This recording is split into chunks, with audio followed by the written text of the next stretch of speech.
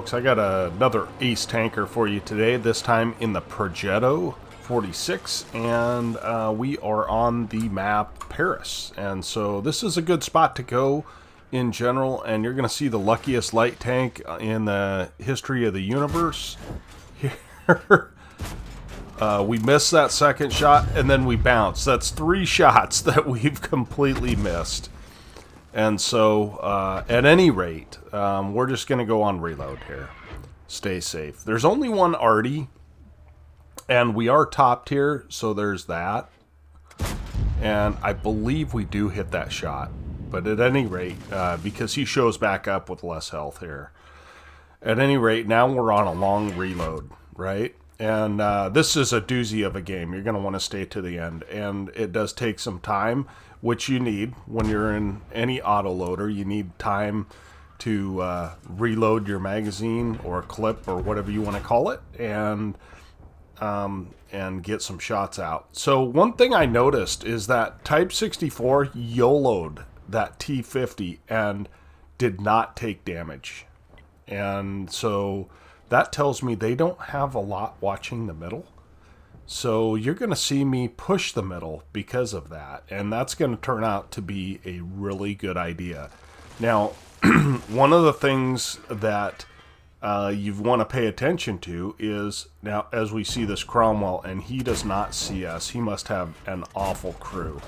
Which, you know, people say this game is pay to win. It kind of is. I mean, if he had seen me there, he could have backed up and he could have ended up surviving that and maybe getting some shots on a tier 8. So, I mean, people say it's not pay to win because it makes them feel better, but in a way it is. I mean, the crew skills and all that, it just, if you put money or a lot of time into it, where you've got the crew skills and the equipment and the cash to buy all this stuff, it really is kind of pay to win.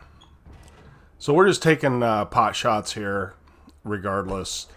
I do like this, and we have a pixel shot, and so I don't know if we're hitting those shots, but we fire 2 and we hold on to the last one, because quite honestly, this tank is one of those tanks that if you fire that last shot, you are heavily punished. So normally I fire 3-shot bursts, but in this game I don't. And the reason is because getting greedy in this thing is a surefire way to die, basically. Because you'll stay out there and then eat a bunch of damage. So we're not going to do that this game.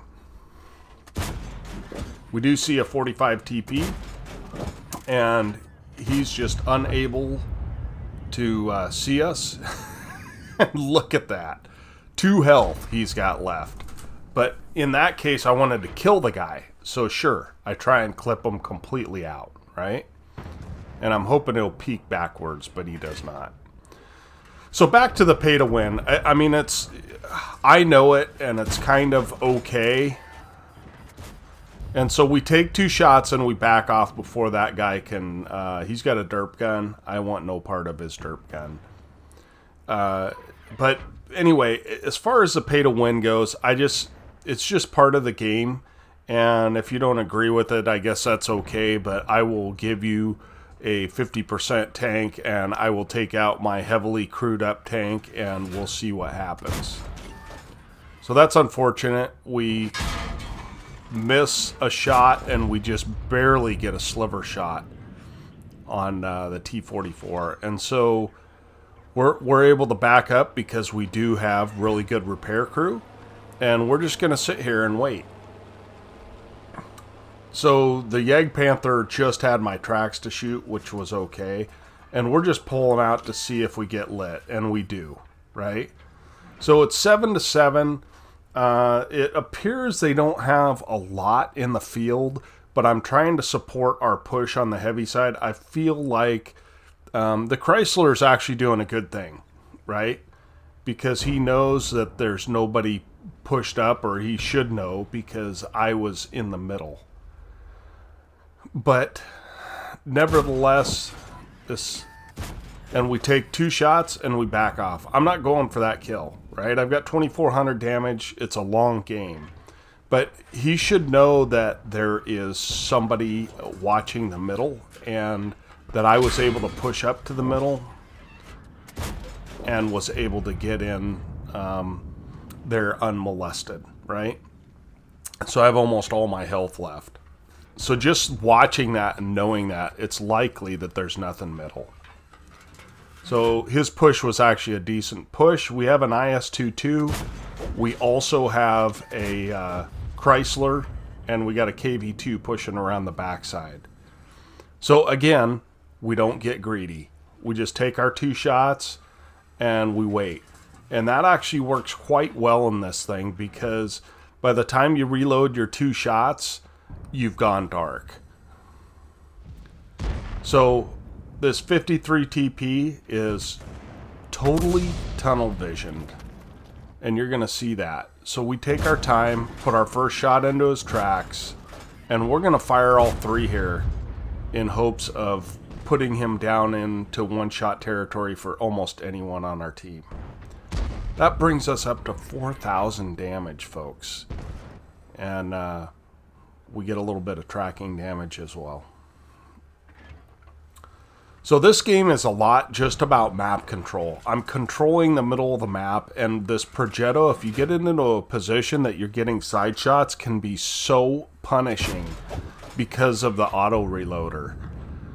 We're able to put a nice shot into the T-43, and I decide it's time to move forward. They have a Super Hellcat and a Jag Panther, but that Jag Panther and Super Hellcat are nowhere to be found on the field side, so I can push up and I can take shots at the back of this Jag Panther, and that's exactly what we do. And this poor guy, he stands no chance whatsoever. So we do clip him out. That takes us up to 4,800 damage. And we're going to do something here. We're waiting for our second shot to load. And the reason I'm doing that is twofold. One, I don't really want to take damage from the guy. And 2 is he's got to turn that corner. And I was really hoping that as he turned that corner, I'd be able to track him. However, we don't make that happen. But we do track him behind the artillery. And at this point, I'm willing to take damage to get damage. I'm up to 5,400 damage. And we get one more shot, and that's the end of the game. So you can see taking that middle position, if it's available and nobody's going to push you on it, is a really, really good play. Although I've had a lot of games where I've taken it too early and taken damage. So you really have to watch. When your team makes mistakes, watch what happens and see if they get hit. If they don't get hit, chances are really good that there's nobody there. So it means you can make a more aggressive play. Let's look at the after action on this. Okay, here we are at the after action.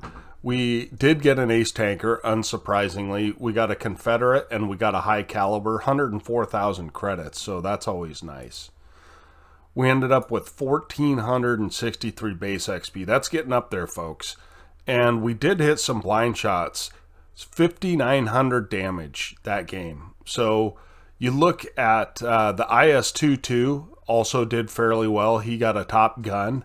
So congrats to him. And the KV-2 of all people, 1,700 damage. That's pretty good in a KV-2 in a bottom tier engagement. So 35 shots fired, 33 hits, 26 pens. So our penetration wasn't that great, even though we were playing against tier 6s. And we ended up with just 132 assistants because we were in the middle kind of playing alone.